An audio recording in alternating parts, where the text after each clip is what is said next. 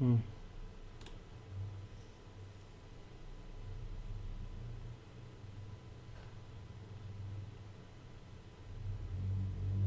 Mm-hmm.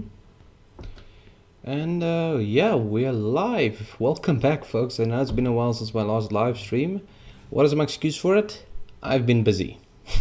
That's the only excuse I can think of. So I wanted to do something a little bit different, as I always do every single week. And we're going to be talking about the Enneagram. Now, the Enneagram, before I go on, let me just make sure the audio is working. I've been busy. Okay. I think that's a resounding yes. The audio is working. The Enneagram is a personality type test kind of thing, similar to the Myers-Briggs and the Big Five personality traits and all that. Which, by the way, I've done all those personality tests, and I failed some, and some others I just scored a little bit average. But overall, I don't think I did too bad. I hope that I would be able to pass. Okay, I think I've made my point. When it comes to the whole areas of personality types, look, it's fun. I mean, it's great if you can relate to other people and your whole temperament and everything, and like whether you're not even extrovert or introvert, like those are things that actually can be measured by science, I believe. Yes, it's common knowledge now that there's a difference between extroverts and introverts.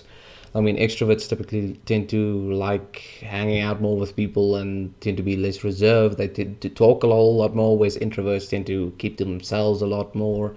On average, it's not. There are exceptions to the rules where sometimes introverts get a little bit more outgoing and extroverts want more alone time. But overall, I don't think there's actually really solidly scientifically a way to measure somebody's personality type in complete detail. But I do think there are ways that people have tried. Now, the Enneagram is only one of those. The Myers-Briggs test is one of the other ones, which I think it has developed a decent sized following on YouTube as well. I've seen a lot of people use the MBTI. Many famous YouTubers like Markiplier and Jacksepticeye and even PewDiePie took the Myers-Briggs tests, and they got widely different results. So look, it's fun, but I just question the science of it. But at the same time, come on, man, not everything in life has to be as logical as I wanted to. But let's just look at some of the common arguments for the Enneagram and against it. Okay, so argument one for it. What is the argument one for it? I'm not exactly aware. Well, apparently it has developed quite a following amongst the evangelical scene. And I quote from the Gospel Coalition in this regard. Let me just get my notes up. Where is this? References. Okay, where's the one? What Christians should know about the Enneagram. Okay, so I'm only going to briefly read through it in order to respect their copyright. Let's go to Firefox. Open it here. No, I don't want it as my default browser. Please stop asking. Okay, let's switch over to scene one. Okay, so the FAQs, what Christians should know about the Enneagram, by Joe Carter, and it was written on this date. Link is in the description below. It's an APA format because I'm cool like that. And they said that the Enneagram can be attributed to the Desert Fathers, Kabbalists, Sufi mystics, Pythagoreans, the Chaldeans, or other ancient groups. Claims for ancient origin, however, have never been substantiated. It's also been attributed to Russian occultist P.D. Ouspensky, Greek-American occultist George E. Gurdjieff, and there's Oscar Ichazo. I don't know which dialect of Spanish he was. Chilean. Okay, well then I don't know either. Claudio Naranjo is another occultist who also connected them to the 9 basic personality types, which I'll get into an overview of the Enneagram in a moment. I should have probably done that first, but we're winging it. And apparently Oscar Ichazo was taught him by the Archangel Metatron. So all credit to Joe Carter for making this article. It's actually a very well written article. You guys can go read it. And in the end, he just basically says that evangelicals enthralled with the Enneagram should probably wonder why they're spending so much energy on a tool that was about as much scientific validity as the 4 humus theory of Hippocrates. and Tim LaHaye. So let's Google this because Google is always reliable. The four humors or fluid substances of the body: blood, yellow bile, black bile, and phlegm. This theory was closely related to the theory of the four elements: earth, fire, water, and air. Earth was represented by black bile, fire by yellow bile, and water by phlegm. This is, of course, Hippocrates, ancient Greek philosopher. So, of course, we can agree, okay, that's a little bit outdated, but his arguments is just unscientific, and it could be dangerous as well. So, okay, all credit to Joe for that. Let's just switch back over to my face. Okay, so when it comes to my personal views on the Enneagram, I've taken it a couple of times and I got varying different results, as always, because apparently my personality is very hard to pin down. And at the end, I will take this test again. And some of you who were saying die hard, no, it's occultic. Listen here, occultism is based on hidden knowledge. You need to already be in that zone in order for it to actually count as a occultic thing or ritual or so. You need to be in that zone, in that mindset for that to happen. That's my personal view on anything related to occultism. I mean, many branches of math and science came out of occultism, like Pythagoras, the Pythagorean theorem, a squared plus b squared equals c squared. He was the leader of a cult around himself. And many things in science, like for example, I think a lot of chemistry comes from alchemy, which was of course practiced by, well, what's it, alchemists? What do they call them? Not druids. Was it druids? But alchemy in itself was also a very occultic art. Yeah, somebody just tell me what the alchemists. Was it just alchemists? Is that what they were called? I think I'm forgetting a name for them. But alchemy was an occultic branch, and that also contributed a lot to modern chemistry. Does that mean science and math are bad? I love science and math, so no, I don't believe that at all. I believe that God made the universe, God made different personality types, so even if we discover knowledge of God's creation through less than Christian sources, it does not mean that knowledge is false. Remember when Adam and Eve ate from the tree of knowledge and good and evil, they were granted knowledge. They weren't granted false knowledge, but it was hidden knowledge that they were not supposed to have. And it's a similar approach to occultism. Some of you may say, well, isn't it better we just don't know nothing about it? Well, it's too late for that now. I mean, if you know 2 plus 2 equals 4, then you're probably already working in know something that came out of, oh my word, excuse me, my mic. You probably already know something that is related to occult arts. Or if you do algebra, that came from Arabic places, that like has its connections in Islam. If you want to make that connection, then yeah. So where do you draw the line? That's just what my argument against this. So the Gospel Coalition has another article called "Personality Types Do Not Excuse Your Sin," and they actually generalize it as like the Myers-Briggs, the Enneagram, and everything else that they may be. Personally, I love the D&D alignment test. That is my favorite of all the personality type tests. It's also the least scientific. It's just for fun. I love it. And that's a test I actually think is okay. You know, people's like, Dungeons and Dragons is occultic. I say, oh, well, okay, well then fine. But otherwise, for other people, just take an online test. It's purely just for fun. Mine is chaotic neutral, apparently. I'm not as all over the top, blown a heroic figure as I may seem. Like even with my work in cults and trying to help people understand these things, I mean, it's more coming from a way because I actually kind of like challenging other viewpoints and such. And if some of you diehard fans of the Myers-Briggs may be able, based on that, to figure out what my personality type is. I'm not going to tell you, but you can figure it out on your own. Okay, so with that being said, a lot of people say it's occultic because of its, and even there's, where's this now? Let me just get the references again. So this is the Enneagram Institute. Now this actually kind of made me a little bit concerned because I'm going to be taking the test again.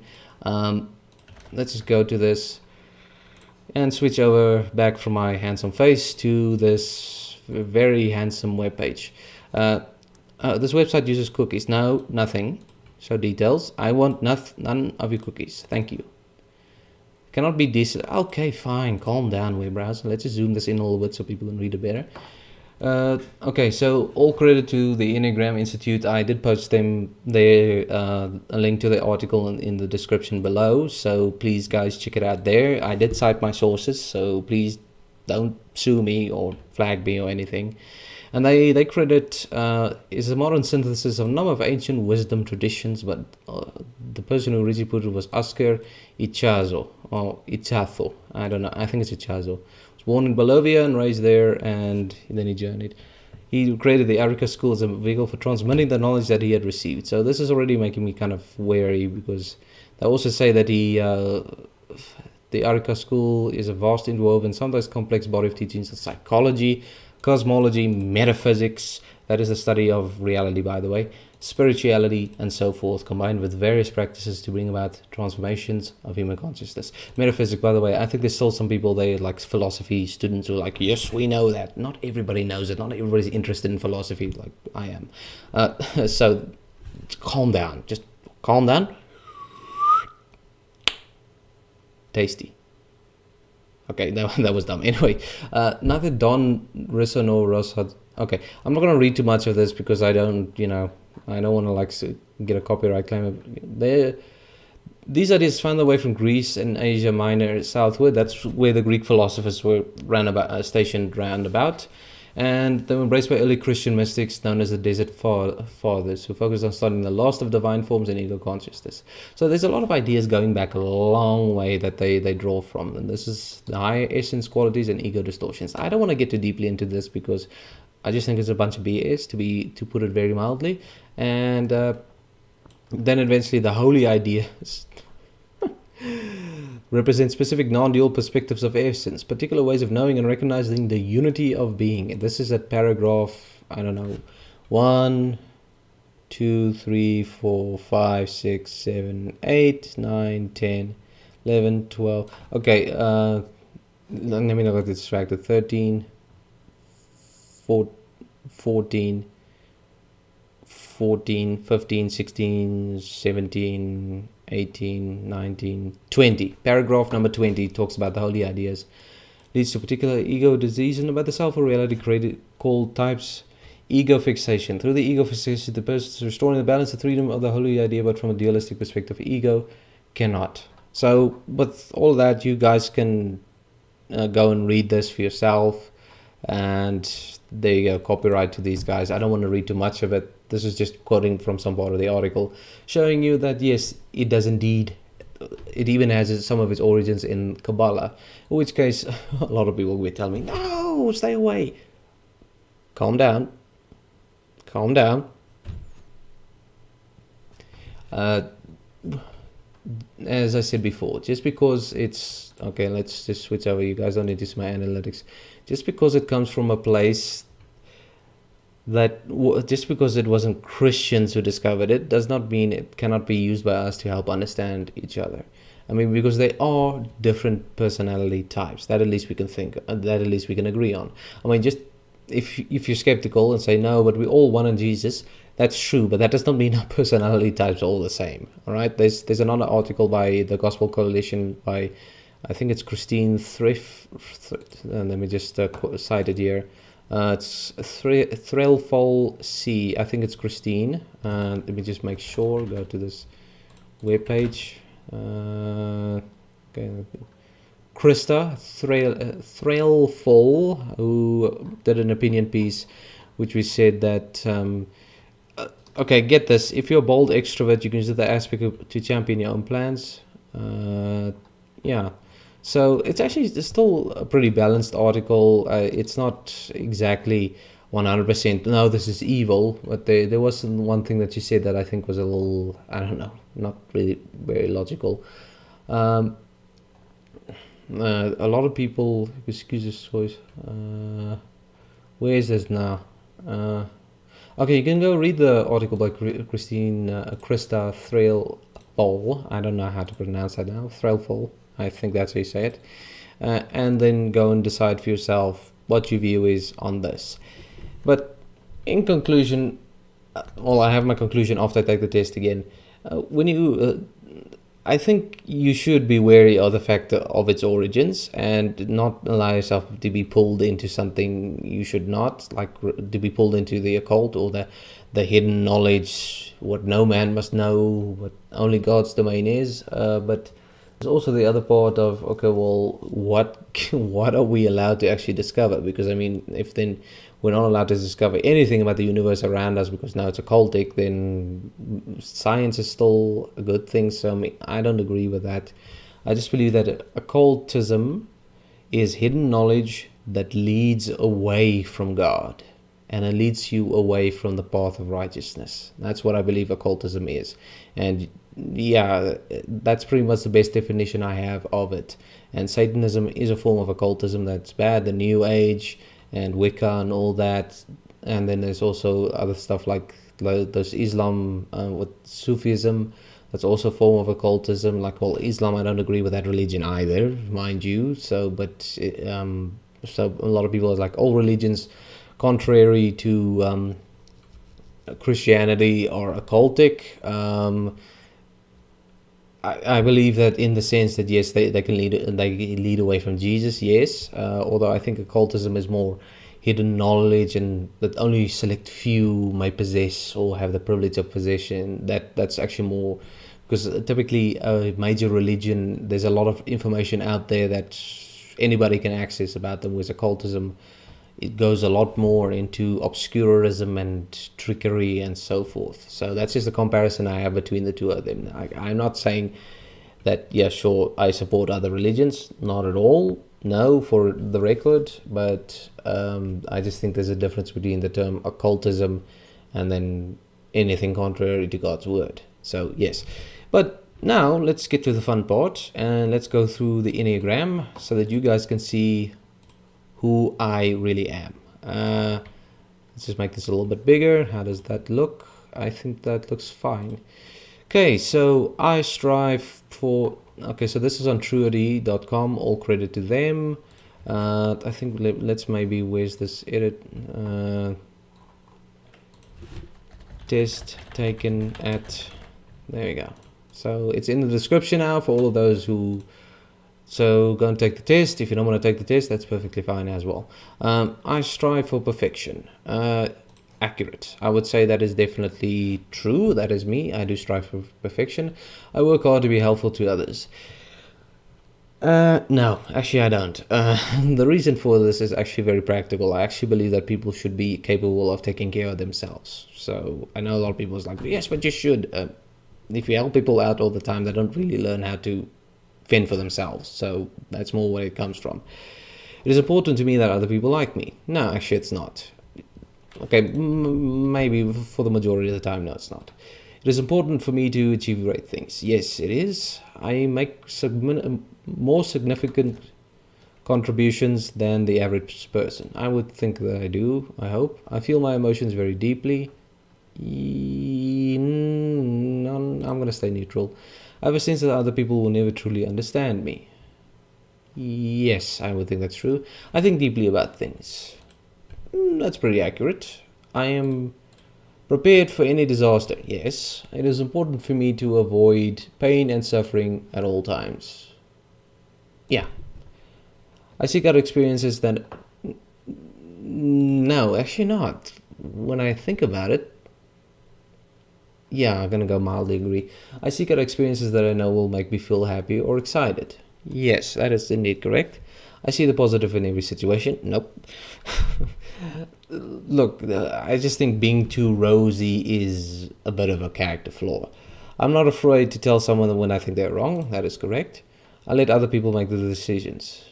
No, actually I don't.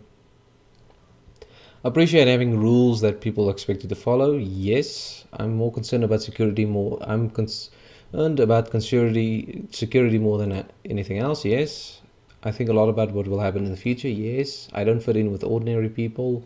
Yes, there is really a good reason for changing how things are done. Heck no. Of course, there's always finish my chores. Nope. I am always trying to be a better person. That is correct. Yes. I check carefully mistakes and errors. Yes. I like to be around people who I can help. No. That would need to be able to help themselves. I like to feel that I'm an important person in my social groups. No. Yes, to my friends, no, actually not. It is important for me to be successful. Yes, I do want to be successful. The organizations I belong to would not function well without me. Uh, I like to think so. I often feel overtaken by my emotions. Nope. I've always felt different from other people. Yes. I like to analyze things from every angle. Incredibly so. I always have a plan for what I would do if things go wrong. Yes. I avoid situations that bring up negative feelings. No, actually, I don't. Yes, actually, I do. I seek excitement. Like, I mean, who would say they disagree with this besides me 5 seconds ago? Anyway, I seek excitement. Yes, I do. I'm good at seeing the bright side of things when others complain. Actually, yes. I do not hesitate to call people out when they're behaving badly. Heck yes. I go along with other people want. Nope. People should follow the rules instead of doing what they feel like doing. Depends on what kind of rules, but generally I would say yes. I seek out relationships that offer me some type of protection. Nope. I can clearly visualize what could happen in the future. Yes. Average people often find me a bit weird. They do. I like to do things as I've always done them. Nope. I persist until the task is done. Well, my hobbies, no, but in work, yes. I'm spend time trying to discover and correct my faults and weaknesses. Yes, I do. I hold myself to very high standards. That I do, yes. I'm a natural caretaker. No, I'm not. I want people to admire me. Nah. I want to achieve a lot in my life. Yes. If I'm honest, I feel that I'm a bit better than other people. Look, I could be all nice and humble pie and say no, but I kind of do. I feel a deep sense of grief for what I have lost. No. Yes, sort of. I'm an unusual sort of person. Yeah, I would agree with that. I take time to understand things more deeply than most people do. Yeah, I do actually. It's important for me to be prepared for any emergency. That's correct. I distract myself from sad feelings that arise. Yes. I often make changes in my life when things get boring. Yes, one of the things I like to do is change my room up a little bit. Like on my bed. Let's actually just talk about this for a moment. On my bed, I like my pillows facing towards the window. But sometimes, like when I can't sleep, I just flip it around, and so I'm actually sleeping facing the window. So I mean, just to spice things up a little bit, then because I don't know, like if as soon as I get into too much of a latrine, yes, as soon as I get into the latrine, then things go poopy. Now, as soon as I get into too much of a routine, then I start getting aggravated. So I have to change my routine up periodically in order to, counteract the feelings of aggravation. I don't actually like routine at all. I tend to be more optimistic than most people. I would actually agree with that because I'm always looking for solutions. I don't actually like being bogged down in, well, this could go wrong. That's true. But how can we prevent it from going wrong? That's typically how I think. I tell people what I think, even if it is hard to hear. Oh boy, a lot of people hate me for this. I would rather follow the group than push for... No. I feel most comfortable in organizations with a clear hierarchy. Yes, actually I do. I take measures to protect myself and loved ones from harm. Who doesn't? I make plans for many years into the future. It's like, sorry, it's just you're getting hit up by a bus. It's your fault. I mean, who does that? I make plans for many years into the future. I do. I even have a goal book. I have it right there in my backpack. I want to print it out, laminate it, put it somewhere where I always see it every single day because I have a lot of goals for years into the future. So it helps me. That's actually one of the things that helped me get out of a depression. Is just always focusing ahead. Step 1, step 2, step 3. That's my mantra. If I want to scare away half of my audience, no, it's not my mantra. It's just something I live by. It's a personal creed, I guess you could say. Whenever you deal with a big problem that you need to solve, always take it one step at a time. So yeah, keep your eye on the big picture, sure, but take it one step at a time as well.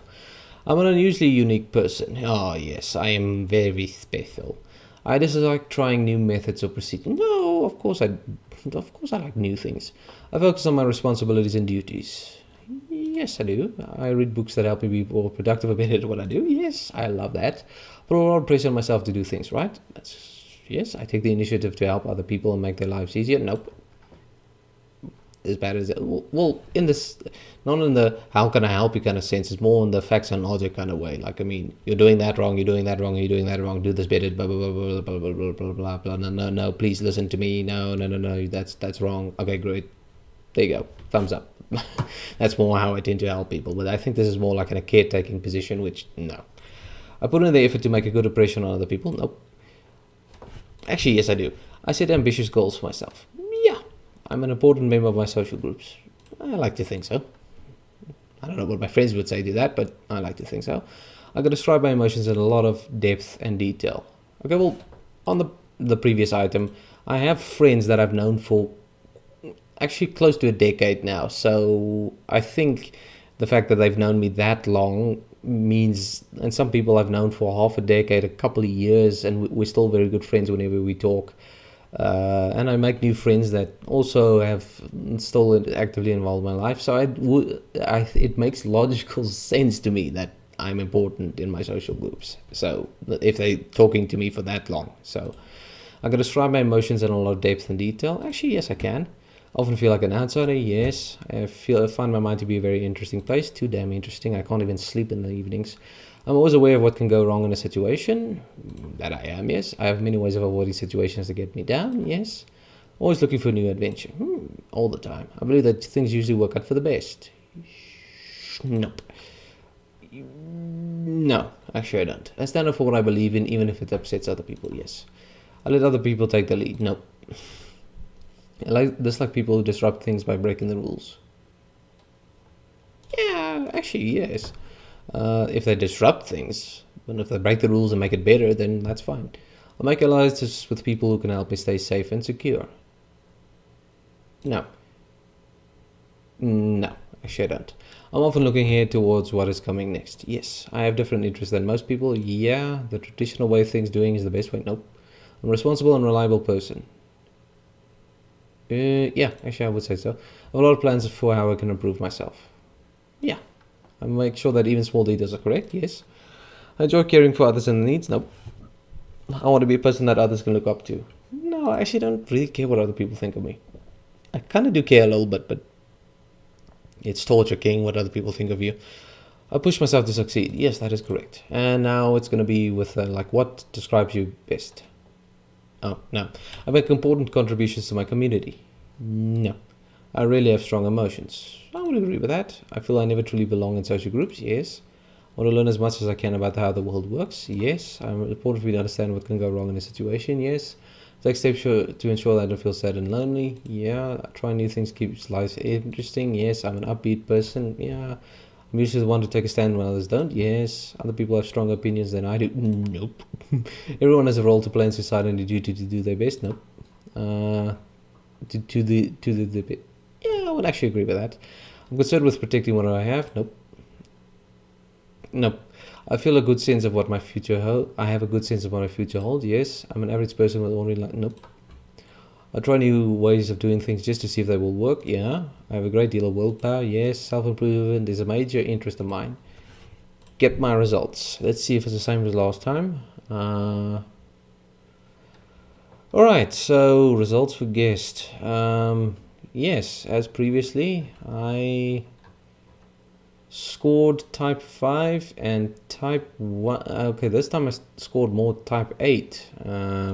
Type 1. So it's 5 wing 8. That's actually more my type. And we can actually look that up and see 5 wing 8.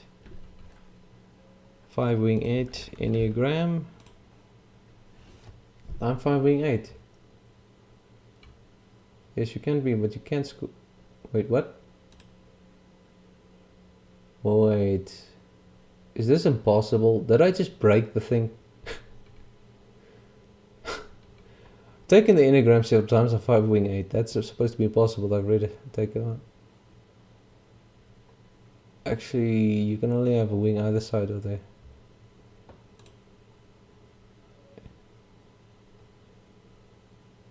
Okay, I think I broke the thing. Okay, so maybe it's the investigator. I'll actually relate to this one more, and then I got the perfectionist as well. This is a challenger. and seek to stand up for what they believe in. I actually think I'm more of the investigator and type 1. So 5 wing 1. And that is more what I would qualify as. And it's apparently supposed to be a very rare personality type. And it's been on my face the whole time. So yes, it was supposed to actually be on the screen. There we go. I do this every single time in the live streams. And you guys just say nothing. Why do you guys say nothing? Why don't you guys phone me and say, Carl, come on, put it back on the screen. Make it more interesting than your handsome face. I say, well, nothing's more interesting than my handsome face. Okay, that's enough. Okay, so 5 seek understanding and knowledge and are more comfortable with data than people. Yeah, I would describe that. One's place a lot of emphasis on following the rules and doing things correctly. 8 see themselves as strong and powerful and seek to stand up for what they believe in. Actually, yeah, I think I'm more this one than that one. Because, I mean, honestly, even though I can stand up for what I believe in, most of the time I'm just like, oh, well, people are dumb. Why try to convince them anyone otherwise? What makes you unique? It doesn't explain everything. Well, you find 5K, what's it? Risk awareness. Mine is 20. Okay. Well, at least that's a good thing. I mean, risk analysis and the field I really want to get into is cybersecurity. And I mean, that's a lot of it is a risk awareness. So, I mean, that's actually for me a very good thing for my chosen career. I currently work in IT. I'm going to do my CompTIA A+. I'm going to finish it next week, Sunday. Just hope the proctor shows up this time because I'm doing the on-view exam testing and then they sit there, they watch you, and then you do it from home. You take the whole exam, but the previous time they didn't even bother to show up. And needless to say, I was not happy about that. I went into kind of a bit of a rage about it. I was very annoyed with them, but hopefully then I can finish it next weekend, and then I'm gonna be like following the CompTIA Network Plus, Security Plus, Cybersecurity Analyst Plus, Security Pen Test Plus. That's actually the big one for me. I want to do the Pen Test Plus and kicking my subwoofer. So that is very much career-wise that I actually feel this actually is a good predictor for me because risk awareness and cybersecurity, that's like that's a butterfly anyway. that's like this. 3 peas in a pod, or 2 peas in. I don't even know how to English proverb anymore. But yes, for me that actually makes a lot of sense. So you guys may be saying, well, yeah, Carl, I don't like it that you're doing this, and that's perfectly fine. You don't have to like it. You just have to respect it. No, I'm kidding with you guys. Honestly, whatever you guys' views are on the Enneagram, let me know down in the comments below. I'd love to hear what you guys have to say. Let me know your own Enneagram personality type reports and all that great stuff. I would love to hear what you guys have to say on this. And yeah, maybe next time I'll do the Myers-Briggs, but I don't actually want to reveal that. Do I want to? No, I don't. Yeah, I kind of do. I usually just decide things on a whim. I decided on a whim today, like I was having a conversation with somebody, and then I decided on a whim to do this. So I usually do things on a whim. I like to have a sort of a schedule so I can keep my busy mind occupied, but at the same time, I kind of like spontaneity. So I would like to thank everybody for tuning in. I would like to thank my patrons, Jennifer and Perry Mink. Thank you so much for your constant contributions. You can support my Patreon down below. It's for $1 a month. You get credit in my videos like I just gave to Jennifer and Perry. So yes, and as always, you don't have to. It's very easy to, if you start giving on Patreon, you can easily unsubscribe at any moment in time. It's very easy to stop, and I mean $1 is like nothing, but for South African that's actually quite a great deal. So yes, I thank you guys so much from the bottom of my very meticulous heart, and I wish you all safe travels and happy whatever. Wait, tomorrow's Halloween. Now I don't want to wish people a happy Halloween, otherwise they're going to cancel me. A lot of evangelicals like my videos. So I would like to thank all of you for tuning in, and I will see you guys again next time with another video right here Okay, VRX.